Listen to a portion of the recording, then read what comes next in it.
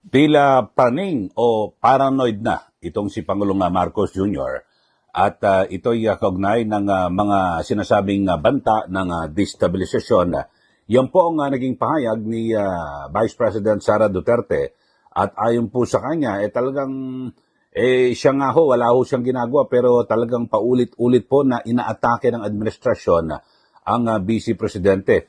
At dumalo po sa isang forum, yung sa Kamuning Bakery, ito pong si VP Sara Duterte. At sinabi niya na tila, nakos, parang sobra na raw po ang pagtututok sa kanya ng kampo po ng Pangulo.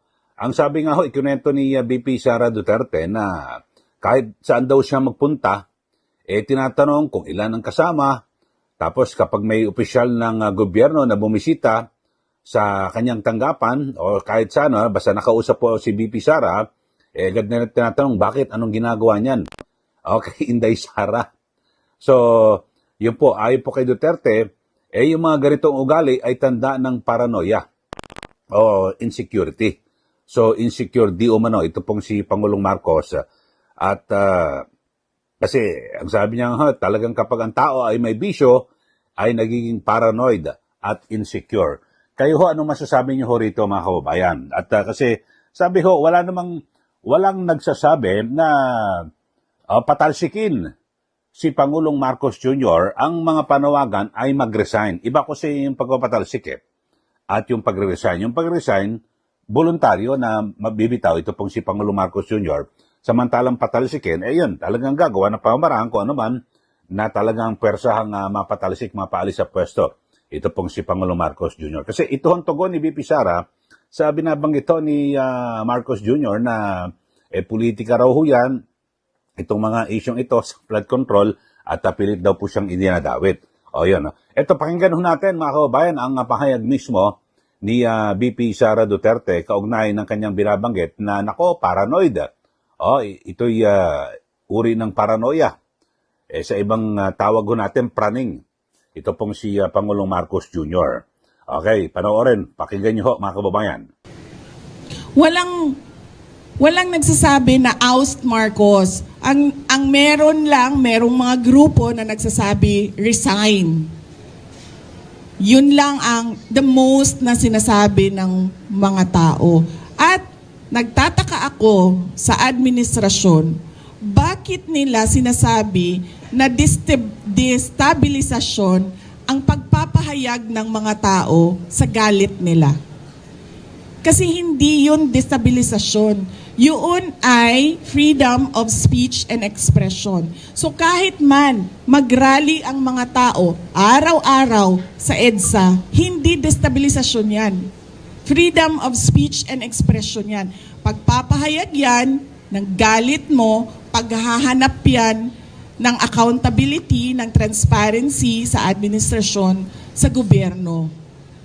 So hindi yan pagpapatalsik sa Pangulo. Kaya lagi ako, kahapon din, yan din yung tanong ko. Kanino ba nanggagaling yung destabilisasyon na salita?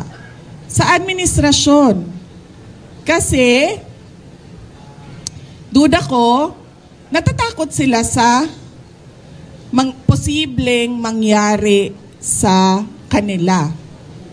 At alam naman natin na matagal na talaga silang insecure.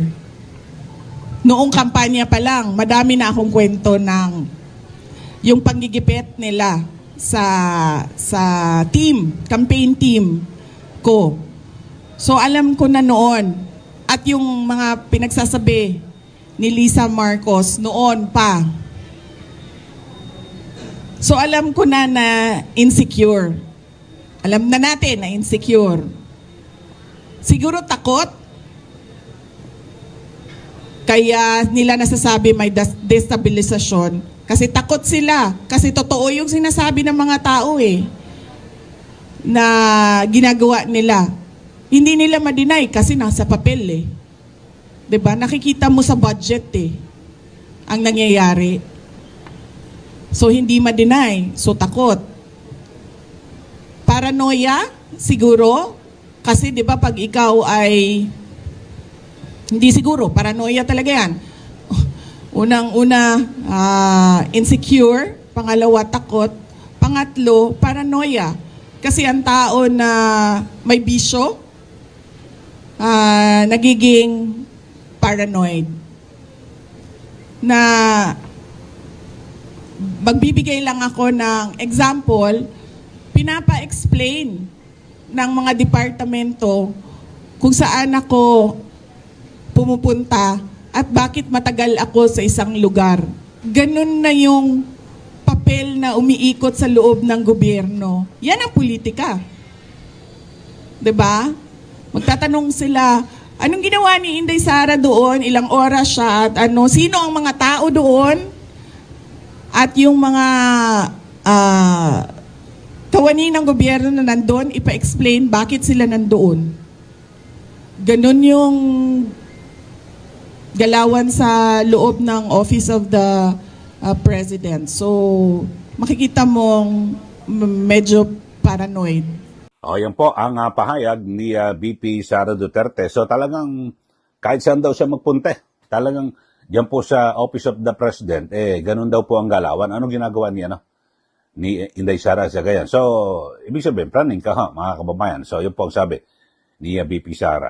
At binanggit din ho, mga kababayan, na, di ba, nang tanongin ho ang Pangulo kung na aabot ba ang isyung ito sa sa Malacanang, sa Office of the President. Sabi ho, hindi raw po aabot. So parang sabi po ni VP Sara, masyadong kumpiyansa naman itong si Pangulong Marcos Jr. Mukhang kontrolado niya yung magiging desisyon o resulta ng investigasyon ng Independent Commission for Infrastructure, mga kababayan. So yun ho, at kayo ho, ano masasabi niyo ho rito sa pagkapraning? At napakatindi ho ngayon, dito po sa issue po ng flood control, ay grabe ho, matindi ho yung binanggit dito po kay kay Senador Bongo. Mukhang siya pa ho ata ang ang uunahin. Pero dito ho, mga kababayan, naliwanag ho na yung mga gagawing at nagawa na o ginawa nga kilos protesta ng iba't ibang grupo dito po sa ating bansa, ito po ay normal na ho yan, mga kababayan, kasi may issue ho . Ano po yung issue? Yung matindi ho at malawak po na katiwalian na nangyayari dito po sa ating bansa, di po ba? So talagang matindi ho, di ba? Lahat po galit. O ngayon, may mga lumalabas ho na mga survey na kung saan ay talagang dapat po ay meron pong managot at may makulong dito po sa corruption na ito na nangyayari dito po sa ating bansa, mga kababayan. So, yun ho, talagang hindi po may iwasan na magalit po yung tao kasi, di ba, pera po ng taong bayan, ang dami kung susumahin nyo mula nang magsimula ang administrasyon ni Pangulong Marcos Jr., trilyon na po ang naibulsa, nakulimbat. Di po ba? So, kayo ho, ano masasabi nyo ho rito? Ito ho ba ay talagang praning na po ba ang Pangulo at kabado? Kinakaban ba o paano? At dahil sa talagang marami po, ito yung mga bantala naman ng mga kilos protesta. Bagamat yung sinasabi sa military, hindi naman kumpirmado at yan po ay pinabulaanan ng Armed Forces of the Philippines at maging ng Philippine National Police. Pero talagang yung mga tao, magsasagawa rin daw po ng kilos protesta, di po ba sa November 30, Bonifacio Day. So talagang sunod-sunod at hanggat hindi nagiging maayos, matino at kapanipaniwala yung magiging resulta ng investigasyon dito po sa flood control, hindi po matatahimik ang taong bayan. At karapatan po ng lahat na magsalita at bumatikos dito po sa sa sino mang opisyal ng ating pamahalaan. At sa katunayan, mga kababayan, ay meron hong latest na pahayag ang Supreme Court na kung saan ay ito, sabi ho na yung anumang mga remarks o pahayag laban po sa mga opisyal ng gobyerno ay hindi po masasabing agad na slander O lalo't kung pag-uusapan yung performance ng mga opisyal. Ito po ay base no, sa pahayag ng Supreme Court. O, ayan ho. At kaya pwede ho tayo bumatikos.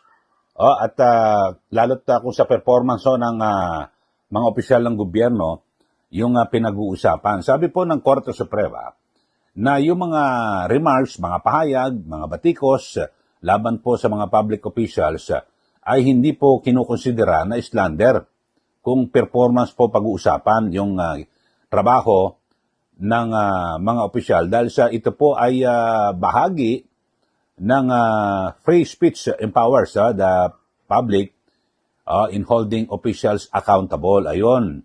Kaya talagang dapat lang ho, ako talagang madalas ako bumatikos sa mga opisyal ng gobyerno. So wala po, hindi ho tayo pwedeng idemanda, mga kababayan. At sabi po ng Supreme Court ay ang sino mang tao na may otoridad, na mga opisyal ng gobyerno, partikular yung mga elected by the public, ay must be prepared for scrutiny as well as criticism. So, pag pumasok ka sa political mo, na halal ka, sabi po ng Supreme Court, dapat nakahanda ka na ikaw ay busisiin at talagang bantayan at batikusin.